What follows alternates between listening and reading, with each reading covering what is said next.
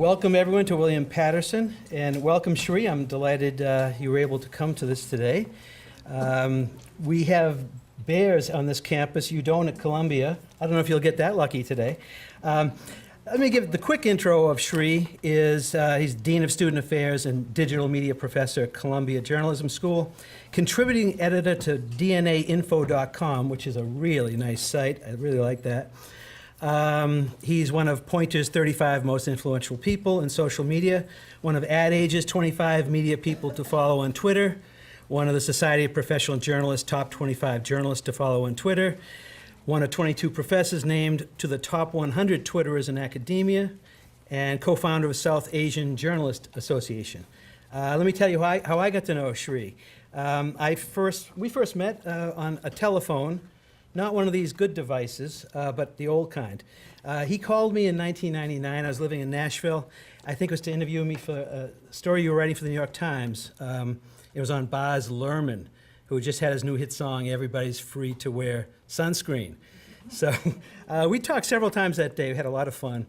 And he was asking me about songs that had spoken text. So I had Johnny Cash, What is Truth, James Brown, King Heroin, The Doors, King Crimson, Hank Williams, Wink Martindale, the usual suspects. But we stayed in touch, which was really nice. I know we had several talks that day. I'm old school. I'm a Facebook friend of his, and he filled up a long time ago. He's, 5,000 is the peak. I'm getting near 2,000, but I'm no one. If you want to be friends with Sree on Facebook, the way to do it now is go to Sree Tips. It's phenomenal. He's a great guy who loves to share his knowledge, and you can learn a lot there.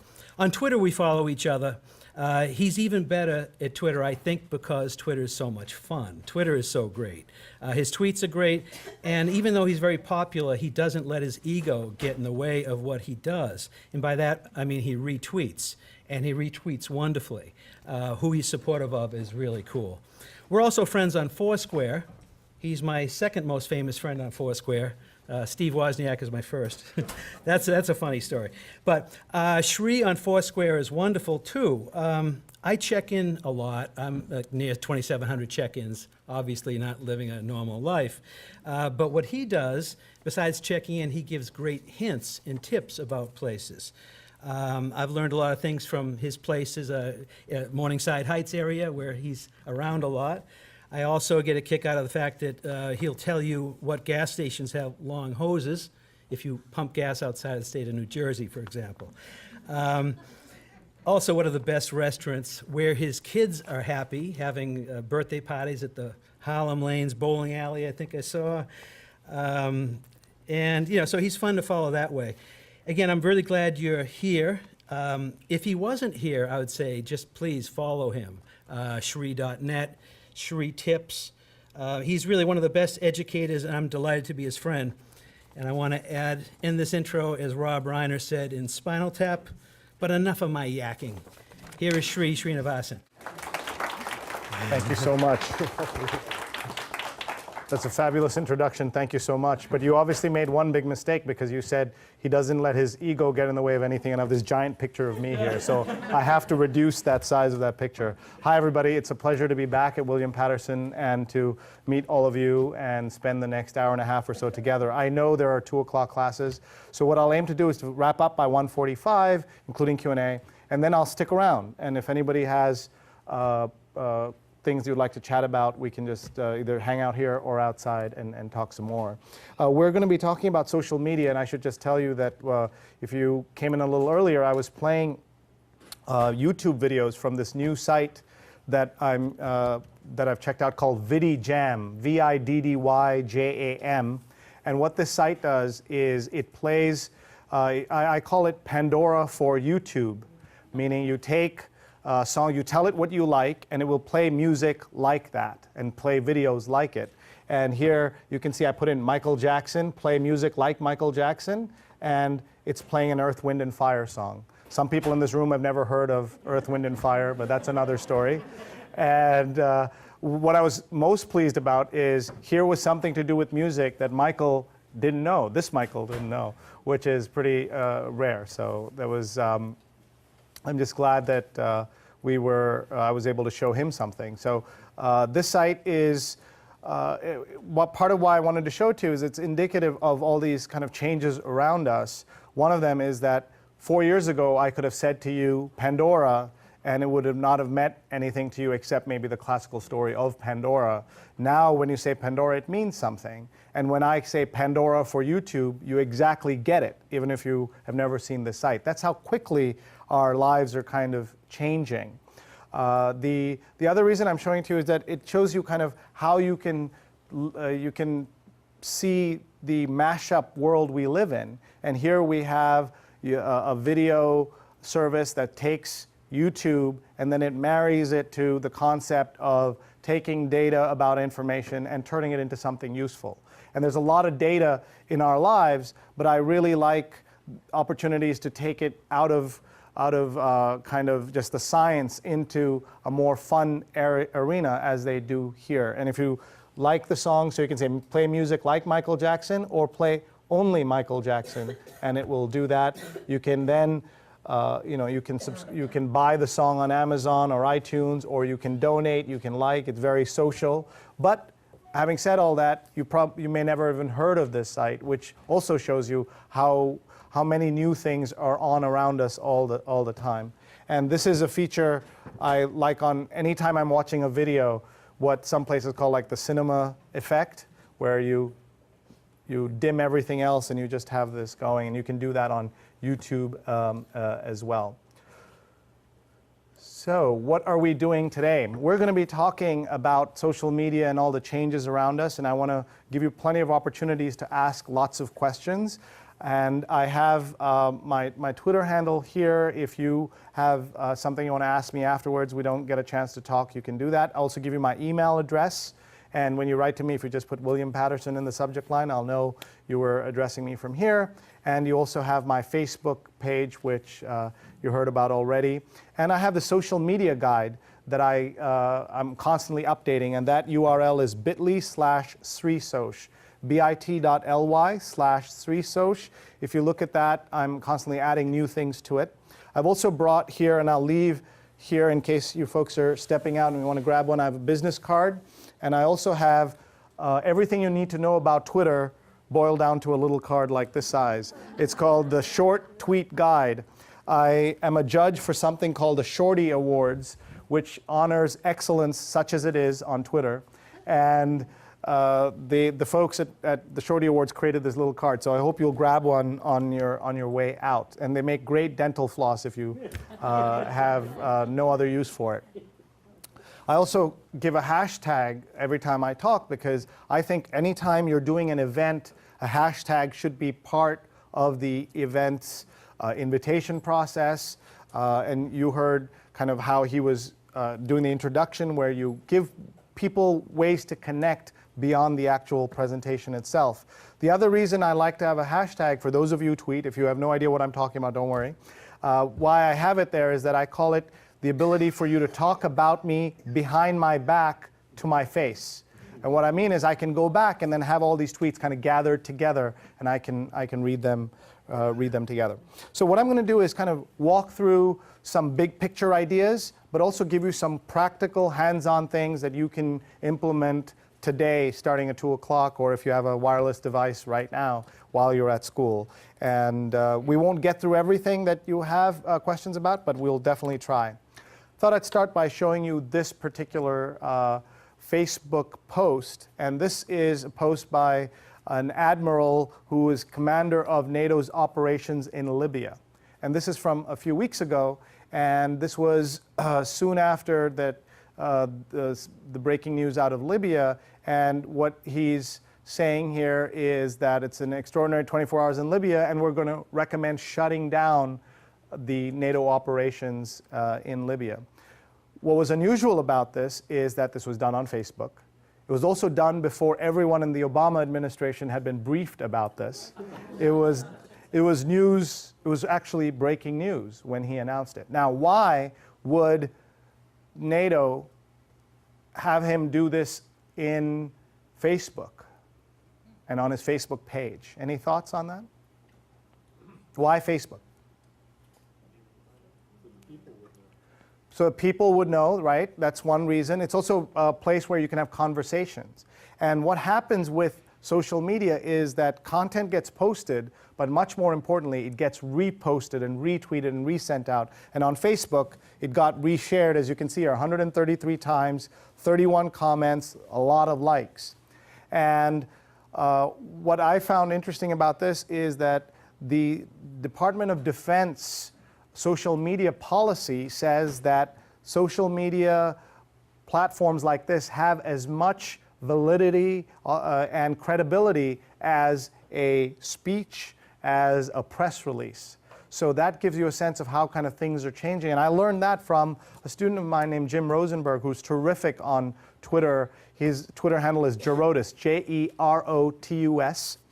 Jerotus. He's the social media manager and head of social media for the World Bank. And he's a good person to kind of learn about all these things. And he was telling me how important the Defense Department takes social media. And the other reason you want to do this is you want to build a community. And one of the things you want to do for a community is to give them a reward for being connected to you. And that means things like exclusive content, original content. And the more you do of that, the better. And that's what we've seen them do here as well. Now, there are a lot of reporters who were following the admiral who kind of got the news a few minutes before their competition. You can be sure as soon as he did post this and the news got out that he was doing this, suddenly a lot more people started connecting with him on Facebook than they otherwise would have. At any point you have a question, please raise your hand. If I use any jargon that doesn't make sense or you want to correct what I'm saying, please jump in. Let's look at another end of the spectrum with the Arab Spring. You know, if you call it the Arab Fall, Arab Autumn now, this is the Arab Spring. And you know that it started in Tunisia, and then Egypt was where a lot of the attention was first paid to it. And you're seeing these extraordinary scenes of people voting for the first time in their lifetimes in Egypt and how excited they are just yesterday and today. So this is a graphic that kind of shows you the way the Egyptian government reacted. You might know that the biggest hashtag out of the Egyptian revolution was #Jan25. And #Jan25 was for January 25th. And you can see here that a couple of days later, what did the Egyptian government do? They shut down the internet. And the reason they shut it down was very obvious. They shut it down because they didn't want the internet to be a place where the protesters were gathering information, sharing information, and collecting kind of resources for each other. So they shut it down. Now, there are people who have called this the social media revolution or the Facebook revolution. And while that's a very kind of cute thing to say, I don't believe it was a social media revolution. I believe that to have a revolution today, you need the digital stuff, you need the social stuff, but you need kind of a real revolution. You need people willing to be shot with real bullets, beaten with real sticks, and willing to shed real blood. And they had that in combination in Egypt, and you saw their success. So if anyone tells you that social media cannot be useful, they're wrong. And if anyone tells you that social media is the only thing you need, they're also wrong. Another way to think about this is, I hope you all know the name Malcolm Gladwell, who is a wonderful writer, and I'm a big fan of his.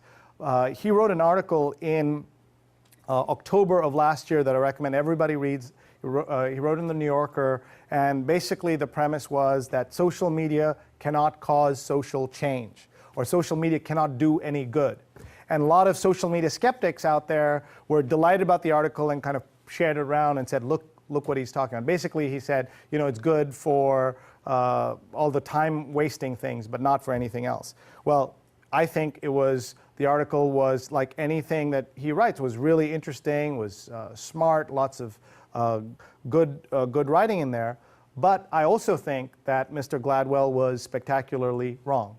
And how you know that is this graphic, that the government of Egypt knew that you've got to do something to what was happening there.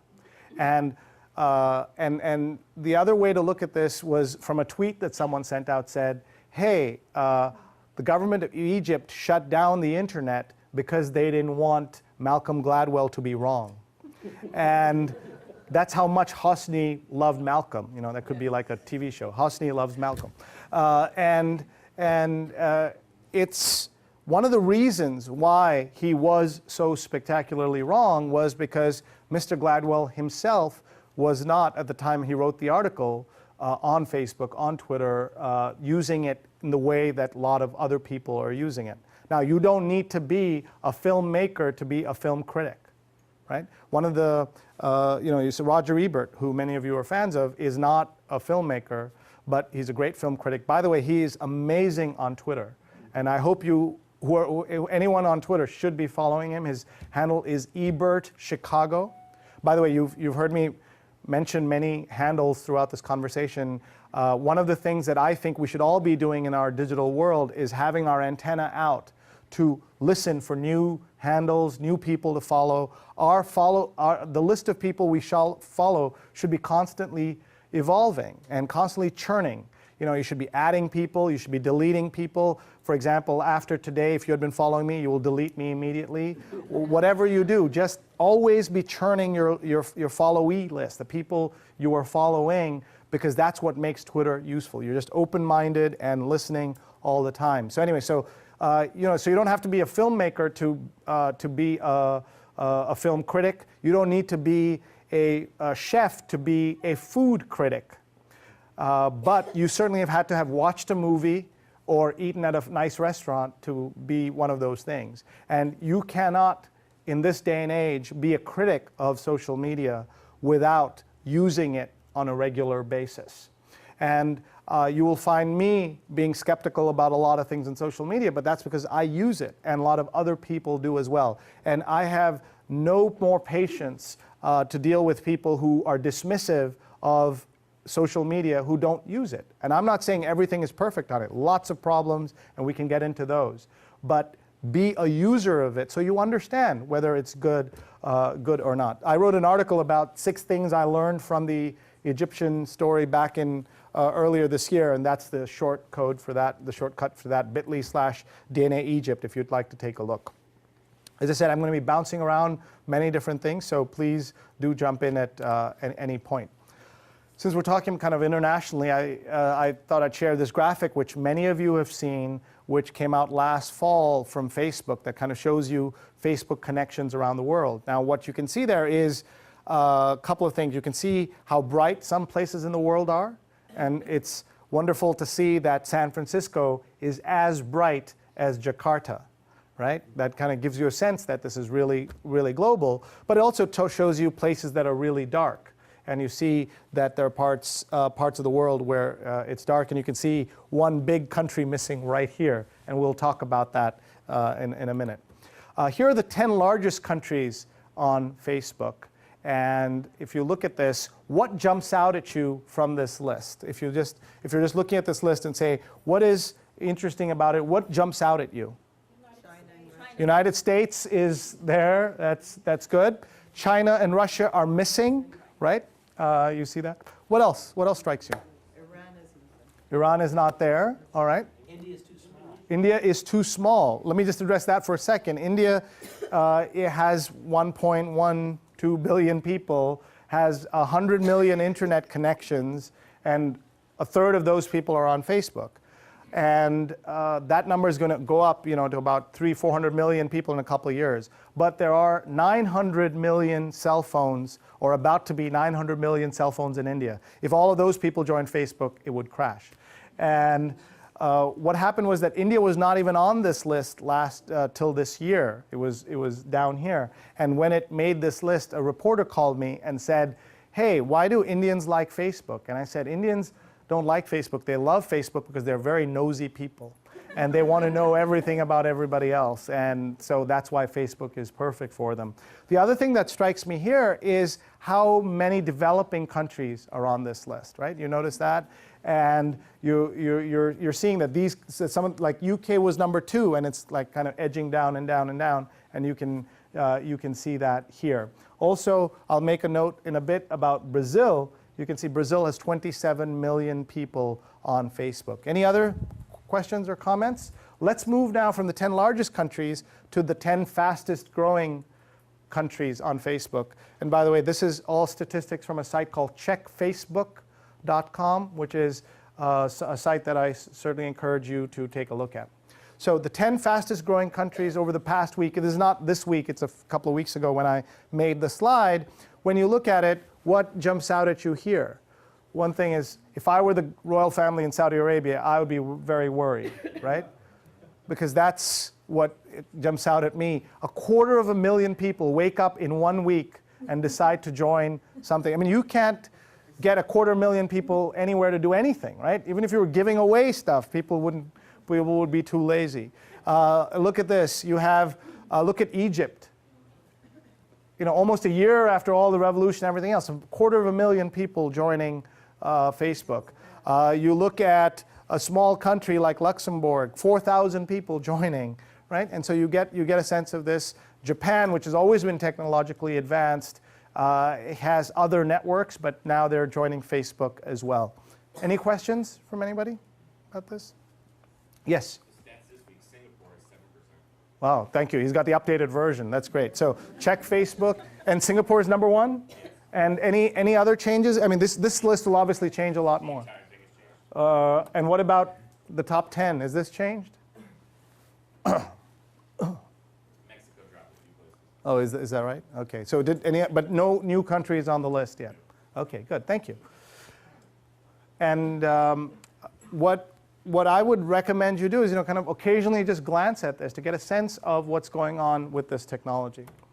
Let's look at June 2009, and this is a color-coded map that shows you the world according to social networks. And what you're looking at here are the big social networks in these countries, and you can see how many there were in June 2009, I mean, or dominant ones.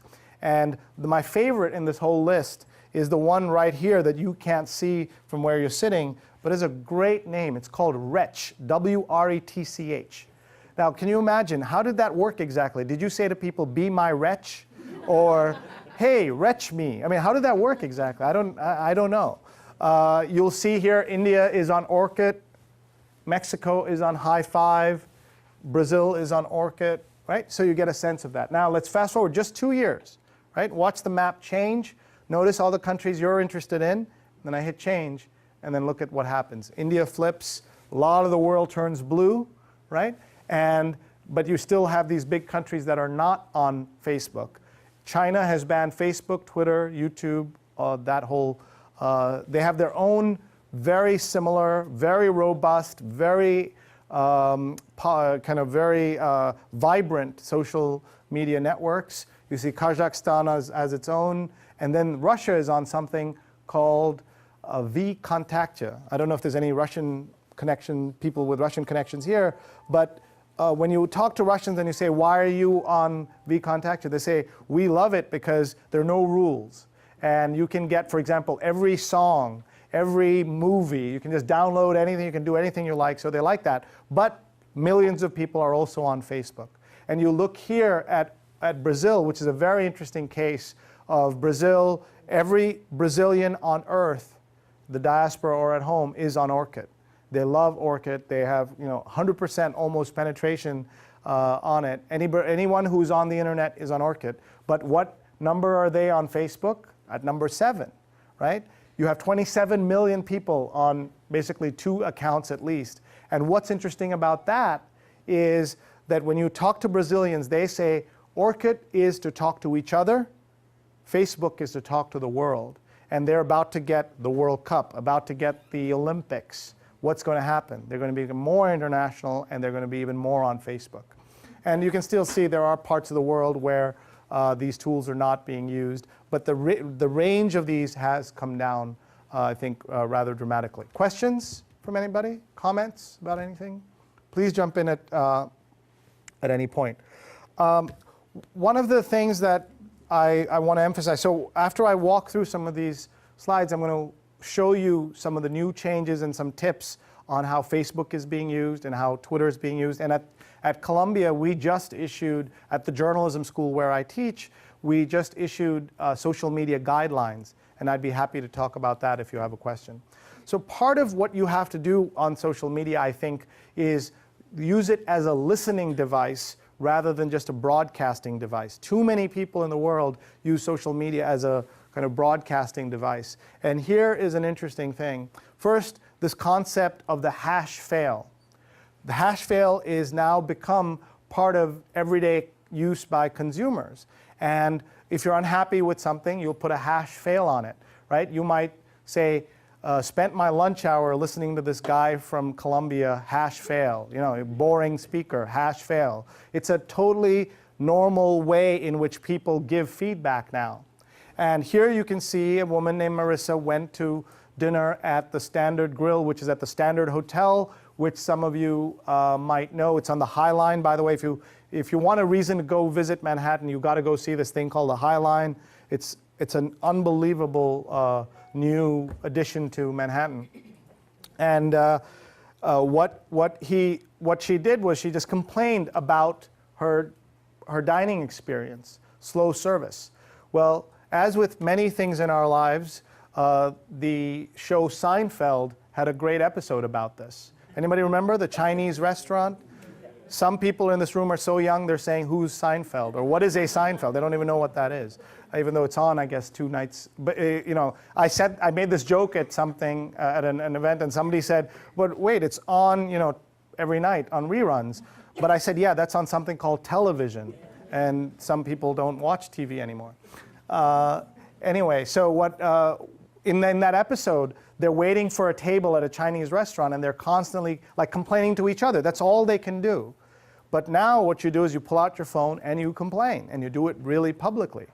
And what is happening is that if you learn how to use these tools, there is a benefit to that. So here you'll see the next morning, by the way, that's what the Standard Hotel looks like on the High Line. The High Line goes right through it. And it says, we're so sorry to hear that. Will you give us a second chance? Please direct message us the next time you make a reservation. And that's that listening part that's important. Here's a scene that is now happening in planes across the country, in airplanes. You've all been in the situation where you're sitting in a plane and there's engine trouble. It's, by the way, sitting on the ground at the tarmac, at the gate, and there's engine trouble. That's the only time you want to be sitting on a plane is when that happens. And then what happens? They say, sorry, you have to all get off, and our flight's canceled. So what do? We try to get our bags and then try to all the crush through everyone. At the same time, you're on your cell phone calling the airline, hoping to get an agent, and you come out, they dump you out onto the gate, and then you're just kind of stuck there. Or you run to the kiosk or whatever and try to meet an agent. It's all impossible. The smart people now are doing what? They're on Twitter, and they're tweeting directly to places like Delta Assist so that they will book, by the time you get off the plane, they've already booked you on your new flight. That's the difference. So if anyone tells you social media is kind of a waste of time, it is a waste of time if you use it poorly. If you use it in a smart way, it's an incredibly great thing in certain circumstances, and that's what you see here. Any questions about this? Okay, so I'm going to ask if someone who's online to just, because I don't want to give the wrong Twitter handle out, what is the correct handle for the Delta? I think it's Delta Assist. If someone can check that for me, I'd appreciate it. I also wanted to spend a couple of minutes, since we're in a college, to talk about the new world of hiring out there. And there's a lot of new things happening in hiring. Employers are on a regular basis looking at your social media profile and read. You can just shout it. Delta Assist. Delta Assist is what you should be following, so that then you can tweet at them when the need comes. So what employers are doing is using social and digital media to find out more about you, and they do that in multiple ways. There are tools that will scrape your entire profile and give you a sense of give them a sense of who you are beyond what you said in your descriptions. And they're also using it to find new talent and to find people to talk to. And I'll show you an example of that as well. So let me just show you here. So since I did mention the airlines, let me show you another tweet. If anyone ever says to you Twitter is a waste of time, tell them this story.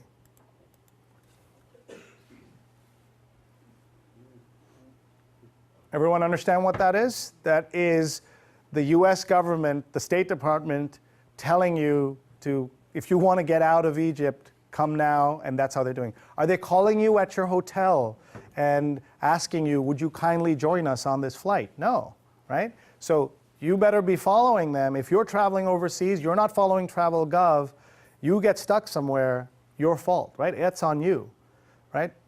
Bad stuff happens to us all the time and can and will happen to us. What are the tools that you can deploy to help you out of situations like that? And this is clearly one of those things. So follow Travel.gov and you will hear about things like that. And there are other people who had no idea about this and missed the boat, or in this case, the plane.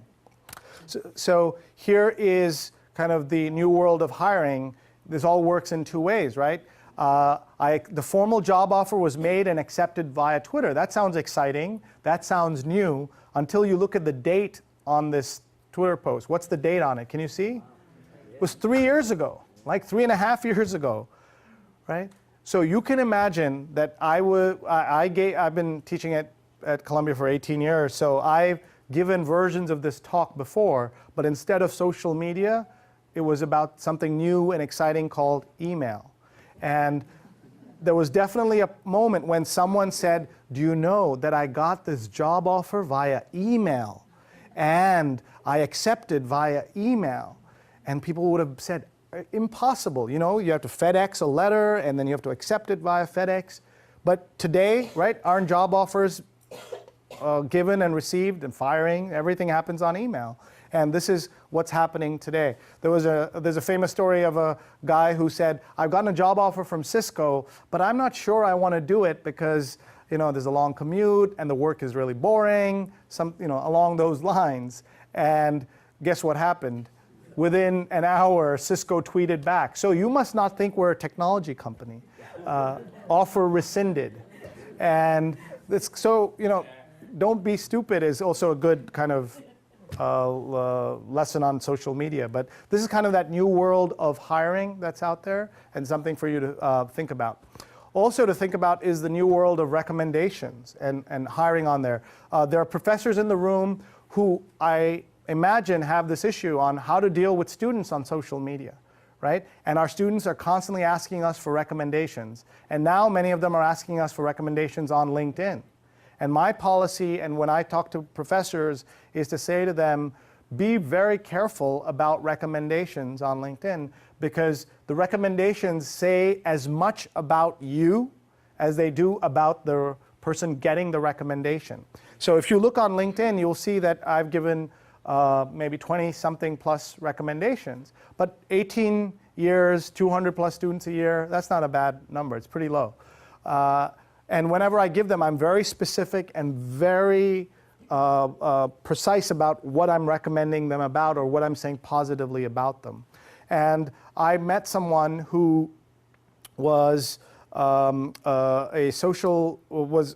up for a job, and the hiring manager decided before making the formal offer, said, let me go back into her LinkedIn. And when she went back into the LinkedIn, she wasn't looking at her profile. She was looking at what? The recommendations she had made of other people, not of the recommendations she had gotten already. And the reason she did that was to see what is this person's judgment, taste, knowledge of the industry like. And it was filled with too many recommendations and all glowing about terrible employees. These industries are really small. All industries are small. So she didn't give that job offer to that person, right? So she might be the first person in the world not to get a job for basically being too nice and offering, just being generous. But be generous, of course, that's a major thing, but be kind of, smart about what you're doing, and that's what you want to look at. By the way, this is a site called Visualize Me with with 2 Z's, Visualize Me. What it does is it takes your LinkedIn and makes it into this infographic type format, which is kind of fun. It's not for everybody, but it's a nice thing that you might look at, and not for everyone. But it also does things like it's reduced me to colleague, business partner, fellow student advisor, and service provider. I never knew that was one of my roles, was service provider, but that's what it does. So Visualize Me. Here's another one called Re.View, and what that does is, again, takes your resume and builds out this infographic format, which is kind of interesting and just kind of this new thing that's out there. Another Facebook app is called the Brazen Careerist, which is an interesting blog that I recommend to people to look, and there's a Twitter feed as well. And what they do here is kind of they take your resume and kind of summarize it, and it also looks at where your connections are. So let's say you're hiring me to be a reporter. You will not hire me to be a reporter in Montana because I have no connections there. But maybe New York, maybe San Francisco, maybe New Jersey, maybe Florida, right? Do you see that? These are all where my connections live, and it's showing that to you. So this is all ways in which you're taking this overwhelming load of information that we have and kind of putting them into specific places. How many of you are on LinkedIn, by the way? How many of you know what you're doing on LinkedIn? Oh, the hands start falling, right? Yeah. So what happens? Why is it that you can have a product that's used by 100 million plus people that many of you have been on for 5 years and you don't know really what you're doing? That's because we are approaching LinkedIn in entirely the wrong way. We think of LinkedIn as a job hunting tool, which it is, but it is a career management tool. I get complaints from people, oh my God, all these people are trying to connect with me, and I met somebody who used to be very disdainful of these connections until she lost her job. And then, karma came around, and it was hard for her to use it. So I'm going to just give you some quick LinkedIn tips, which I think would be helpful and kind of practical for you. So LinkedIn, one of the things they have is this thing called LinkedIn Today, which all of you should get. You can find it on LinkedIn, on the front page of LinkedIn, where it shows you the top articles in subject areas of your interest. So you could have banking, finance, higher ed. I know we're in a college of education here. You can get like the latest information on on teaching, all of that stuff in one place. So I like that. Another thing I like is sorry. Just to add to that you can actually get it directly to your email. So Oh, wonderful. And that's a good point. You should get whatever services you can, get them in a push format rather than you having to go out there and get it. So thank you. And that's a good point. The next thing I just want to show you is from a section of LinkedIn called LinkedInLabs.com. LinkedInLabs.com. And if you go there, they have what they call these labs where they're doing experiments. And what you're seeing here is my wife's network. And that's her in the middle. And these are the networks of companies and people that she knows. And why this is important is it's a new way of thinking about our network. Our network is basically the people we know, the people we should add to it are people we know, we should know, or we would like to know, is how I look at LinkedIn. And here are what these things are. So this is a company. She started as employee number 5 at this company. So you can see how big that's become. She worked at Pfizer. She went to business school at Oxford. And that gives you kind of a sense of her connections and who she knows. But the problem with the way we've always thought about connections is that, hey, I know someone at William Patterson. That's great. Well, what you want to know is not just anybody at William Patterson. You want to know the people who are influential within William Patterson. Does that make sense? So here, when you zoom in, each of these dots, by the way, is a person. And you can, if you fully zoom in, you can see their face and their bio, which is very interesting. So if you go in here, this is not fully zoomed in, but one step out. And you can see that Bridget has a lot of connections, but who really has a lot of connections? Nico. And Nico is one of the 3 co-founders of the company, and he's the guy you want to get to know. Right? So it's a new way of kind of thinking of the relationships in our lives. Whatever field you're in, whatever you're doing, start thinking about this. We have people that one of the things I try to tell colleges is that you should build into your curriculum or either extracurriculars or at some point a process where every student builds their LinkedIn starting freshman year or whenever they start your program. Just build that into the culture of the school. And the reason you want to do that is that LinkedIn works best when you use it when you don't need it, right? Something I've always, that I've been saying for 2 years now is that when, it's too late to figure out Twitter when the plane lands in the Hudson, right? Which means if you're a journalist, the plane landed in the Hudson and the journalists went crazy. Like, how do I cover this? What do I need to know about this? And they didn't know. And the same thing, it's too late to figure out LinkedIn when your company starts having layoffs, right? It's just too late. You don't know the culture, you don't know the language, you don't know the etiquette, and so you should have been building your network when you didn't need it, so the network's in place when you need it. And that's why freshman year, sophomore year is great, because you're building toward that, and you want to have that.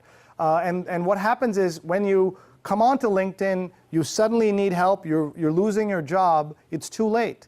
You come across as desperate, and desperation does not work on LinkedIn, and it doesn't work on JDate. Anybody get it? All right, okay, yes, all right, some people got it. All right, good. So again, use these tools when you don't need it so that it's useful when you need it. And the best answer to that is, the best case for that is things like the Travel Gov, right? You're stuck in Egypt, you're talking to your cousin in New York who's saying, hey, they're on Twitter, they're telling you how to get to the plane, and you're like, what's Twitter? It's too late, right? You got to use it when you don't need it, so that's ready when you need it. I also recommend to everybody to change your media diet. Add these things, these sites onto your media diet. Things like Mashable. Anybody here reading Mashable? Look at that. Quarter of the room, every hand should go up when you're reading. You should read Mashable once a week, once a day, 3 times a day, once a month, but you must read it. And all of these have tools that will send them to you so that you don't have to go out there, either on Twitter or email or Facebook, all of those. Any other suggestions that you want people to know or that you want to share? Yes?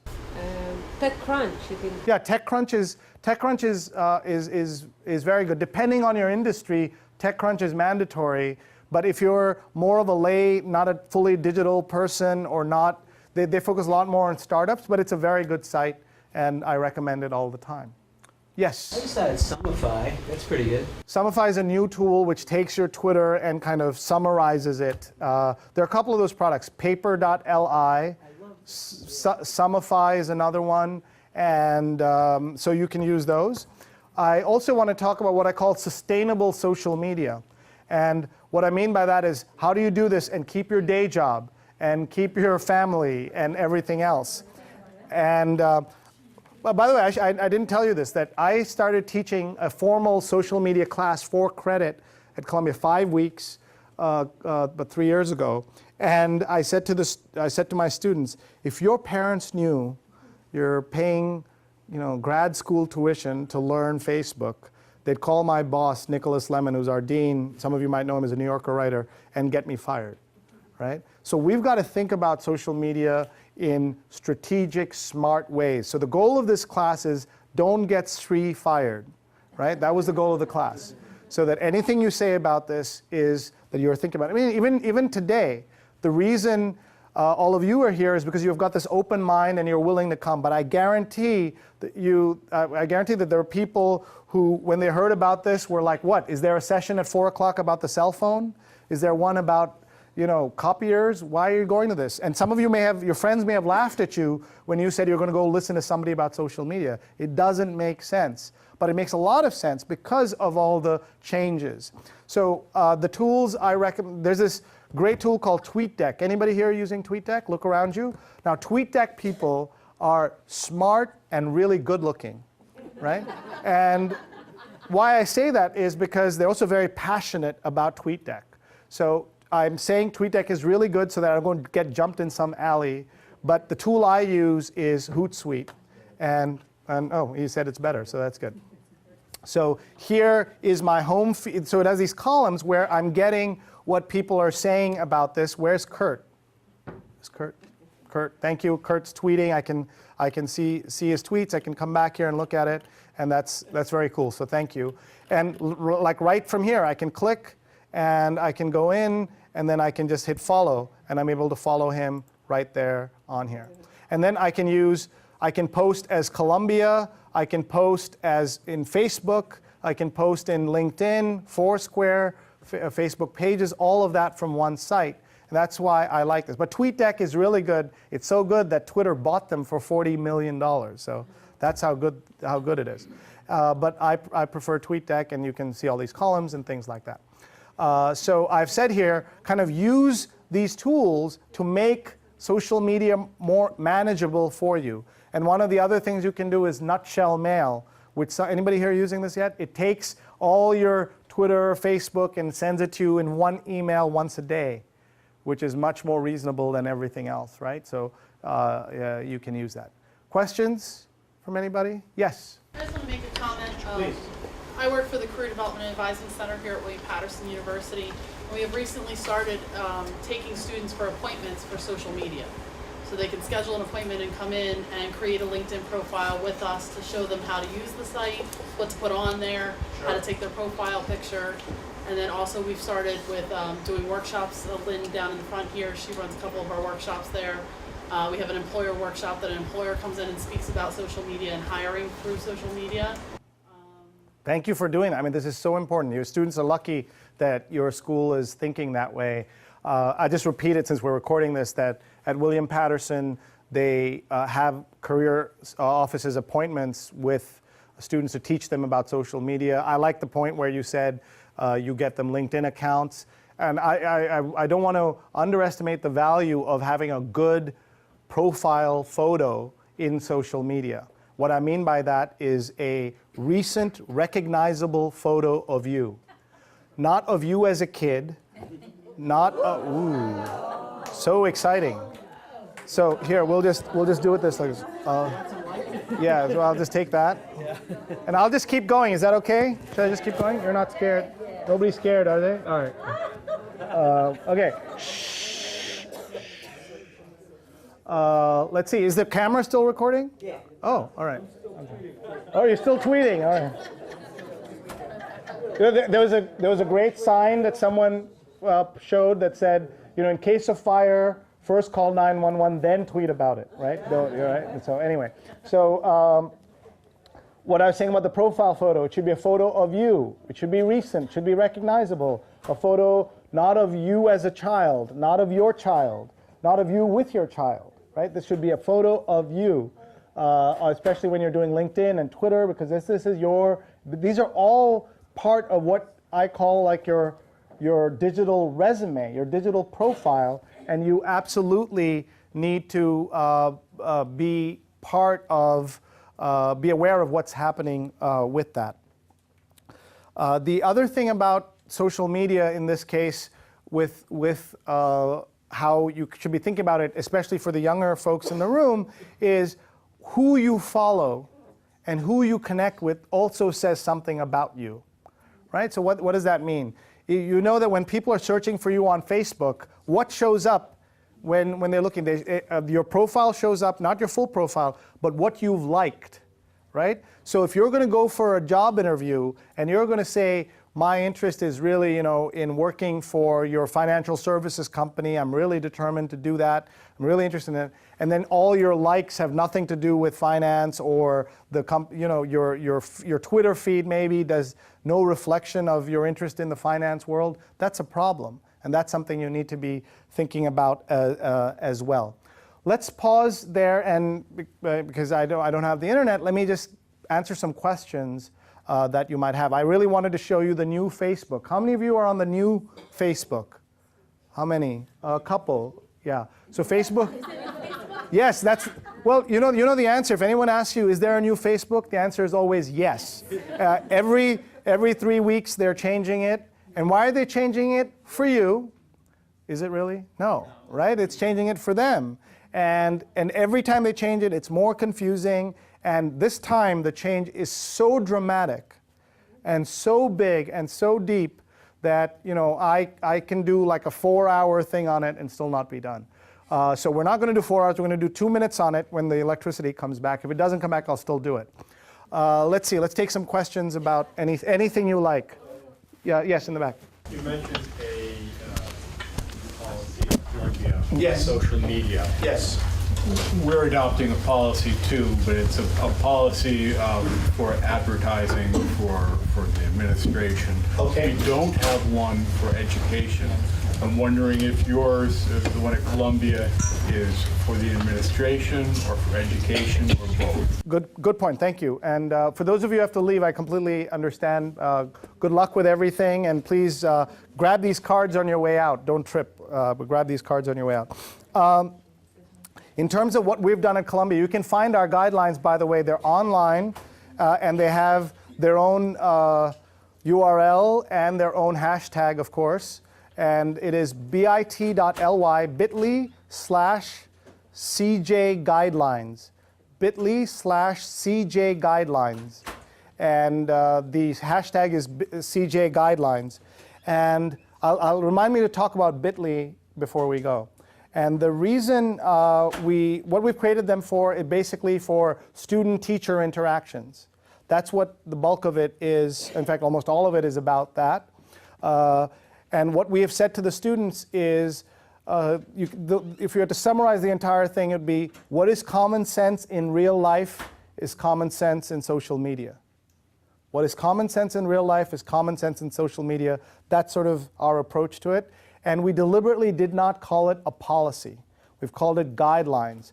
Part of the reason we did that is it lowers the temperature, right? As soon as you have something that's a policy, you need to vet it. You need to have a lot more input into it. We did have faculty input, student government input, but these are guidelines, so the temperature is lowered. Second reason we call it guidelines is because it's constantly evolving, and it's changing so quickly that it's kind of problematic.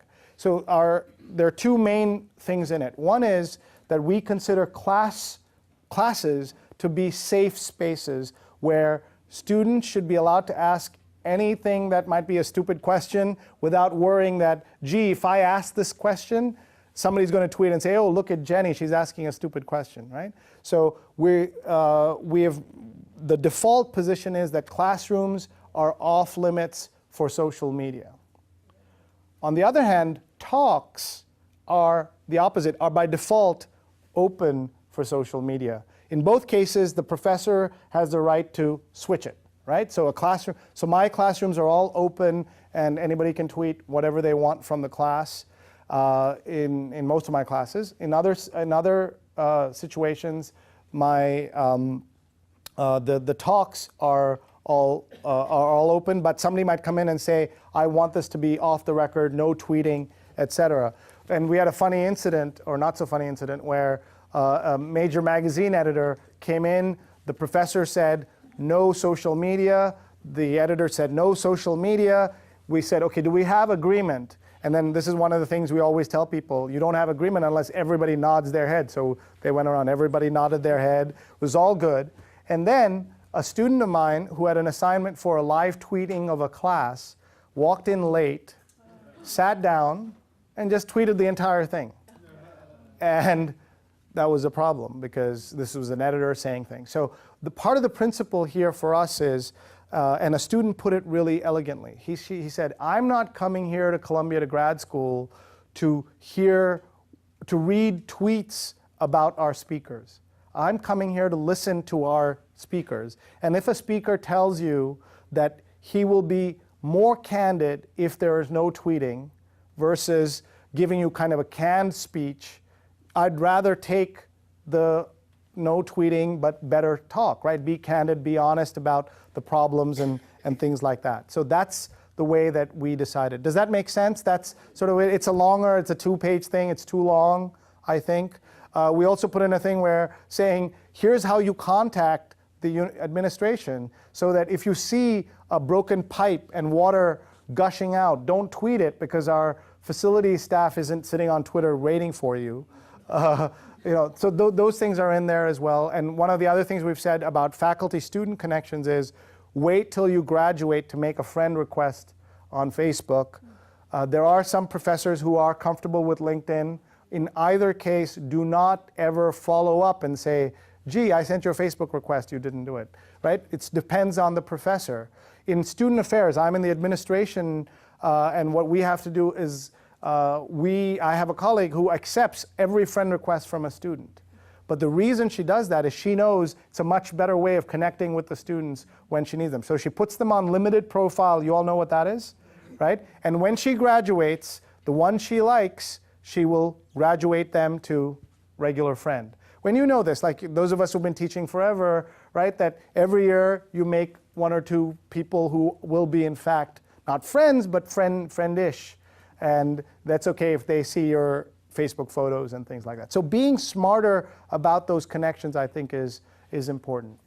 Questions from anybody? Could you follow that same question down for public schools, K to 12? Yeah, I mean, the same thing. I think that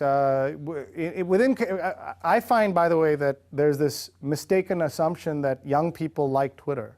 And it's not true. Like, everybody likes Facebook, but when it comes to Twitter, a lot of young, and that's, there'll be exceptions in this room, but the young people mostly think Twitter is for old people and don't use it. They all use Facebook. And what I think, K through 12, you need like a texting policy, you need a Facebook policy, and I think it's much safer to say that the same thing. You don't want a student reluctant to ask a question because the whole class will, I mean, it's one thing if this class laughs, it's another thing if they tweet or Facebook it, because that's permanent. And so you need to have that. And I think teachers should be very careful about connecting with their students on Facebook. There's endless stories about teachers who lose their jobs because they thought they were telling something, sharing something about their class with just their friends, right? Didn't that happen just in New Jersey? Yeah. Just now, right? In Patterson. So it just happens all the time. And it happened yesterday to a friend of mine. He posted something on his Facebook. He said it was mostly for his friends, and it was not PC. I mean, there's nothing really wrong with it. It was not PC. But he thought it was just for his friends. And now what you have to do on Facebook is that you can, to a greater extent, control who gets to see your posts. And you have to use lists in a smarter way. How many people here use lists? Raise your hands. I don't know if you can see them in the dark, but find them at some point while you're here at the university and ask them to show you how they do lists, because lists are so important because they can save you on Facebook. You should all have a list, for example, called Creepy Cousins. And the Creepy Cousins list is, if you don't accept your Creepy Cousins friend request, he's going to complain to grandma, and at Thanksgiving she's going to be like, hey, I heard you didn't accept Jimmy's Facebook request. So accept the request, but he doesn't need to see all your photos, right? Or things like that. That's what you can do as well. Let's see, other questions from folks? Yes, would it help the camera if I stood in that light over there? Would that be better? Yeah, okay, so you'll all have to turn around a little bit, but that's okay. Here, and he can have his iPad back. All right, I'll stand here. All right, this wasn't designed for this room. Okay, who else? Can we go to him? Okay, you and then him. Yeah, go ahead. I'm sorry, I can't even tell the gender of people in the dark here, so go ahead. I just have one question, because I have to leave.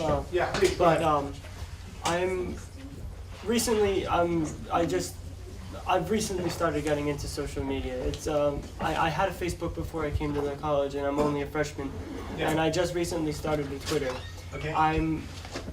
I'm not too much involved in the internet. I mean, I'm learning more, and I'd like to learn more, but just for now, just because I don't know so much. Besides Twitter and Facebook, what would you just recommend briefly? Yeah, so obviously the question we would come to naturally in this presentation is, what about Google+? Right, that's one of those things where people are asking me.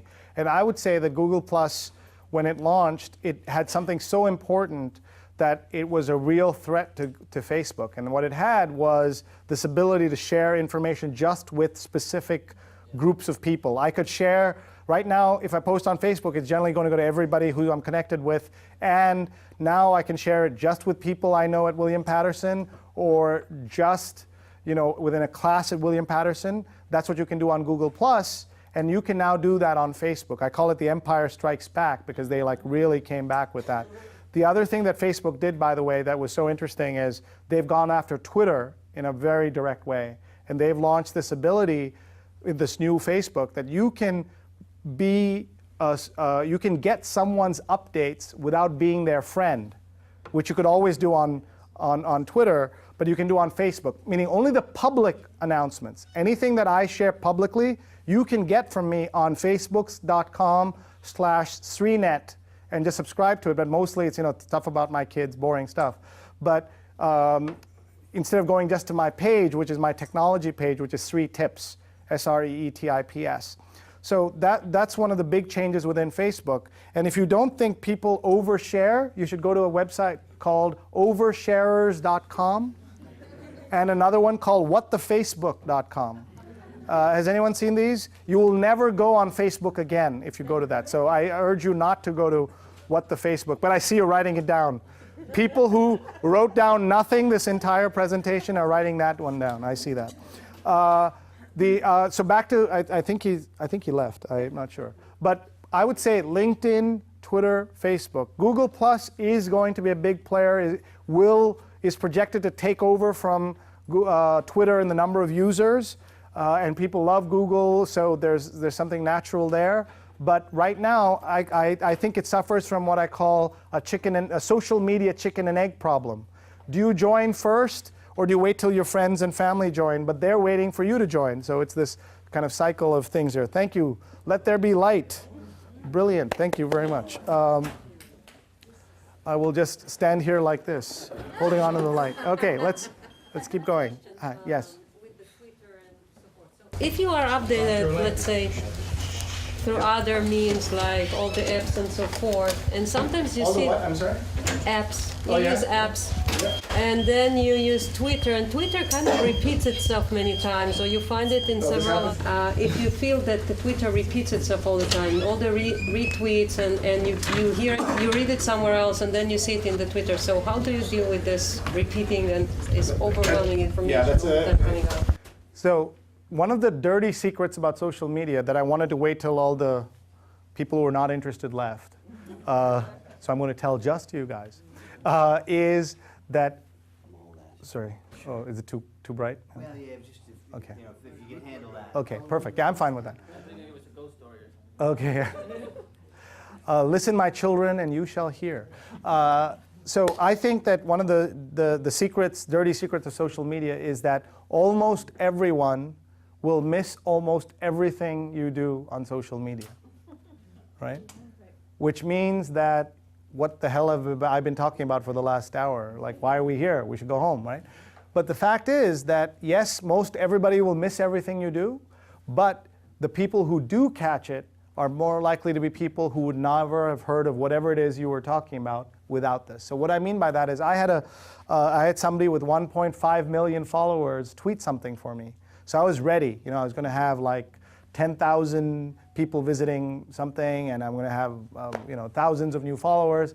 I got 99 clicks on the thing that was tweeted for me. So I would go like, wow, that's terrible. But the way I looked at it was that 98 of them would never have heard of whatever it was if it weren't for that tweet in the first place. So that's one way in which you kind of deal with it, saying that just be aware that things you tweet will not be seen.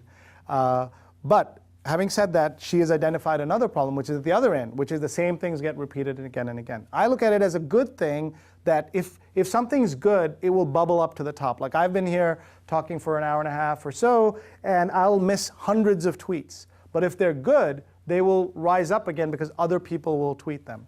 There are two ways to retweet, as you know. There's what's called a native retweet or the automatic retweet, where within Twitter, there's this like square, right, with these arrows. You click on that and it does that. And then there's the quote retweet, where you quote somebody, you type in RT space @ and do that tweeting. I'm a fan of only the second kind of tweeting. Why am I not a fan of the first? Everyone sort of understand the difference? The reason I don't like the first is that it's very hard to track those mentions. So what I mean is, if one of you retweets something I've posted, I have to do like 3-4 clicks to get to the point where I understood that, she retweeted me. Whereas if you do an @mention tweet where you do RT @Sree, I will definitely see it. How do I know that? One of my colleagues interviewed Lance Armstrong. It was one of those press junket things where he was sitting there all day and reporters were coming in every 5 minutes. And she sat down, said her name, and he said, "Hey, thanks for your tweet yesterday," right? So part of the reason we tweet is to show our Twitter love, or to show, like, I did this thing, right? And you don't know that when you do it the other way. And you can say, well, Sree, that's really cynical. But think about it. Why does the like button exist on Facebook? It exists so that you can share that with other people, but mostly who are you telling?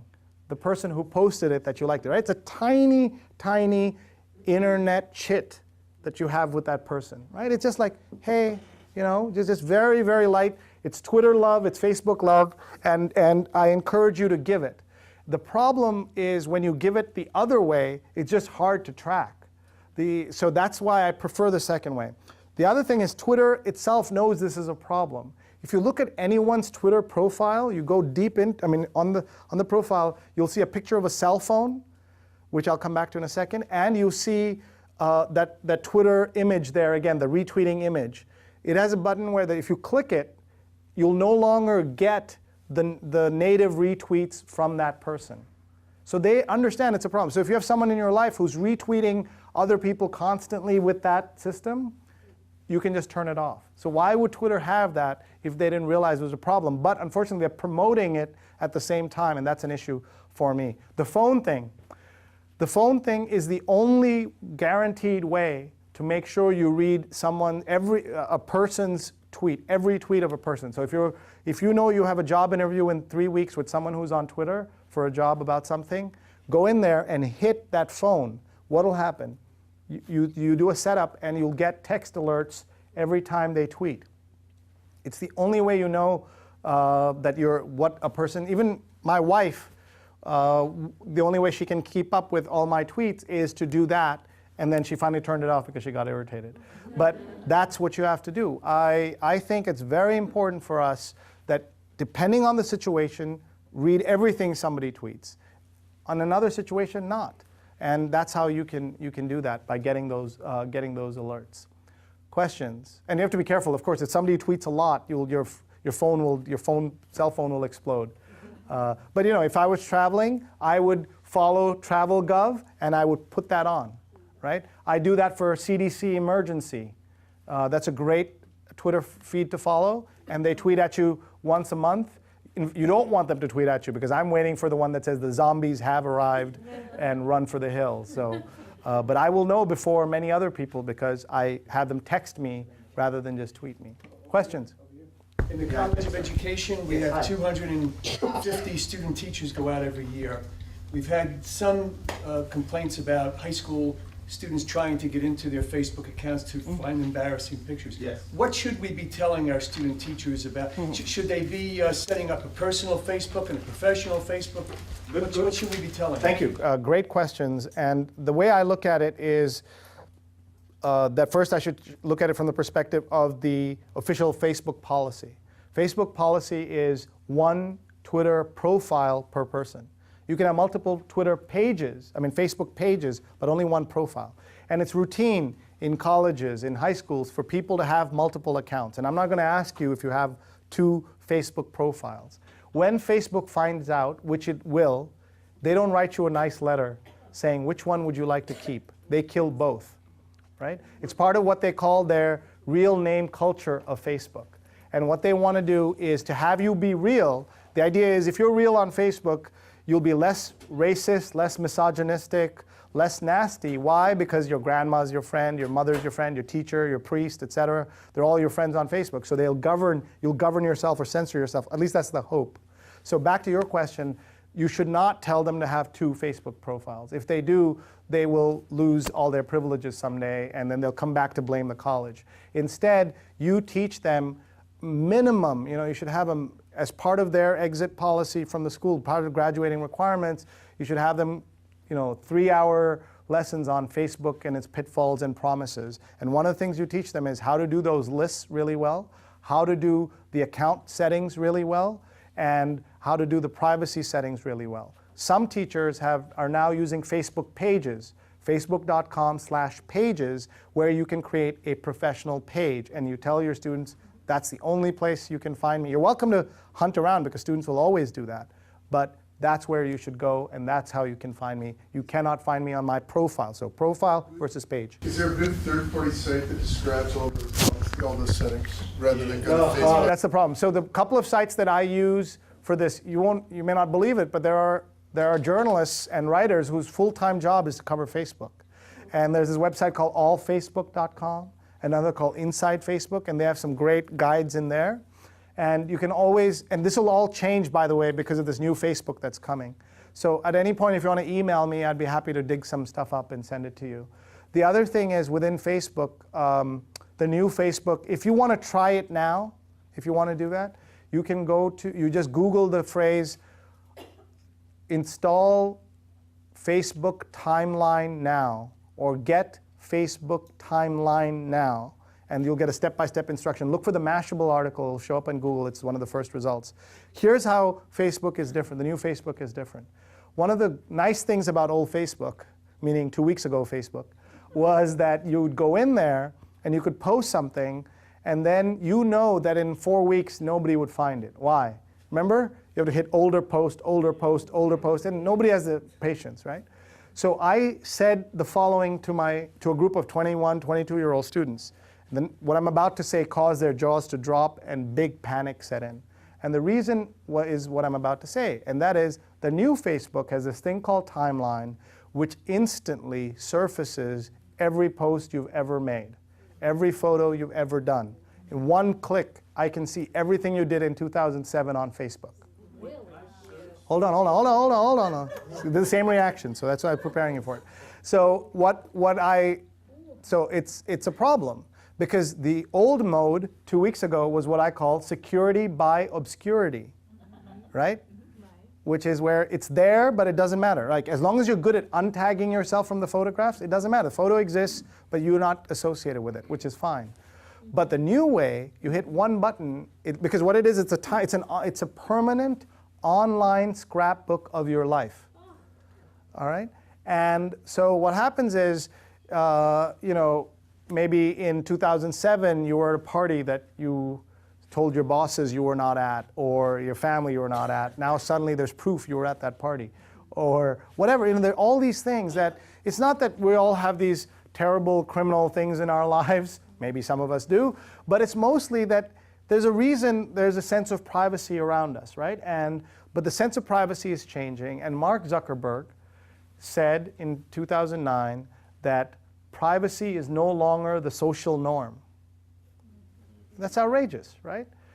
But you can go now, which you couldn't do 2 weeks ago, you can go to facebook.com/Zuck, Z-U-C-K, and you can see his Facebook profile, all his public photos, all his public postings there. You can subscribe to it. That's that new format, that you don't need to be his friend to see everything public about him. And he's got 9 million people who have subscribed to him at facebook.com/Zuck. Questions? And we're running out of time too, right? Yeah. I'm here till 2:15, but other people have to go. Yes, thank you. And I have a couple of final thoughts, and then I'll stop. Yeah. With Twitter, when somebody follows me, what I typically do is I'll click on their whatever and I'll thanks for the follow. Yes. Am I doing the correct thing? Right. So this is very technical. For those of you not on Twitter, you may not get this, but there are two ways. How you write in Twitter has a direct impact on who gets to see it, right? So if you start a tweet with @Sree, the only people who will see that tweet are people who follow you and follow me. And that's going to be a very small universe of people. So it's like a Venn diagram is going to be very small. And maybe that was your intent. That's what I call a Yeah. Pardon me? I'll add a hashtag. No, that's fine, but I'm saying that's kind of what I call a semi-public message, meaning it'll be part of your timeline, but it won't infect everybody's inboxes, right?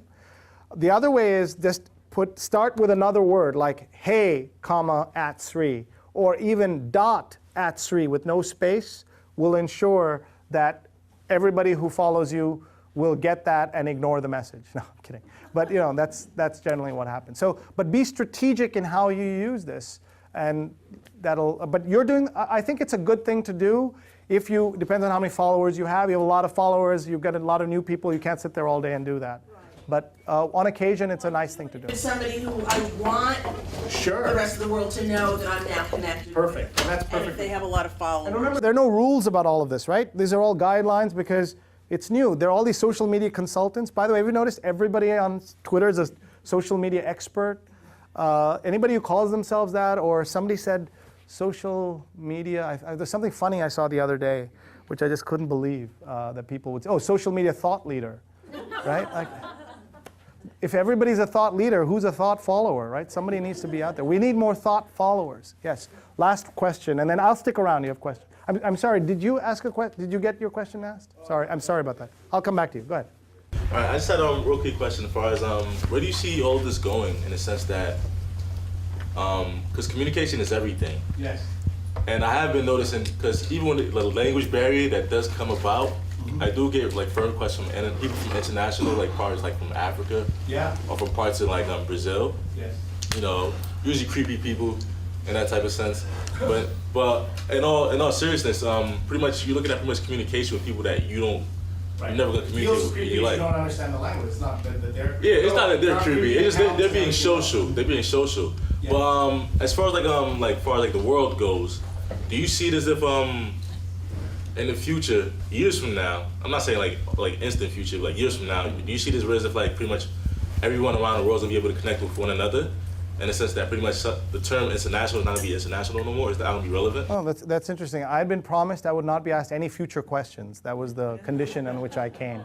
I'm kidding. Partly because, if I knew the future or I could predict, I would be not here. I'd be rich and living in an island. But no, it's a good question. I was just joking. As far as like college students, because we are the youth, should we prepare ourselves to be more diverse? In that sense, as far as when it comes to jobs, as far as linking and everything, should we be more diverse, preparing ourselves to be more diverse instead of like so much being like so key figured on being Americans? Yeah, no, I think that's a very deep kind of question about what's going to happen.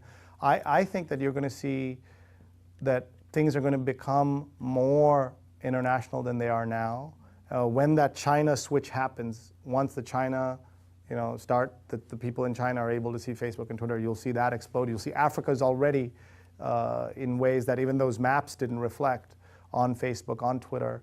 And what's now happening is that you're getting instant information about what's going on. I mean, my dad is on Facebook and Twitter, and he will call me about news items in New York that I didn't know about yet, right? And he's sitting in India, and he'll just call me and say, I heard there was a plane crash. And I'm like, what plane crash? And and that's that world, and I think it's overall a good thing, but it's also means you're more vulnerable to not just the crazy, creepy people in your town, but because of your networks and everything being online, you're suddenly susceptible to all the creepy, crazy people everywhere. But that's a minor price to pay if you're really careful. If you're not careful, it's going to be a problem. Thank you very much, everybody.